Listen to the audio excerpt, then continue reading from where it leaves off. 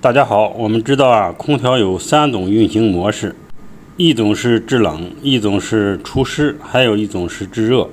制热的模式呢，和制冷和除湿是截然不同的。今天呢，我们来聊聊制冷模式和除湿模式。在这2种模式下运行的空调，都是工作在制冷状态的。而在制冷的模式下，我们可以随心所欲地调节室内的温度以及内风机的风量，可以使我们的房间的温度迅速的降下来。而空调运行在除湿模式的时候，它呢主要的是以降低室内湿度为目的的，因此它的内风机的转速很慢，温度设定的也较低，并且在这种模式下，它的风速和温度都是不可调节的。由于温度设定的较低，并且风速也很慢，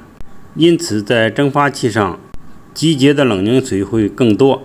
这个时候房间的湿度就会迅速的降低，冷凝水的量会显著增加，通过排水管排到室外。因此呢，除湿的模式更适合于闷热的天气，这样呢我们会感觉室内特别清爽和舒适。由于这个时候的风量比较小，风也比较柔和，有许多人误以为这个时候是比较省电的。其实在除湿的模式下，它的温度设置的较低，因此呢压缩机一直处于高频状态，这个时候的耗电量要比制冷时可能要多一些。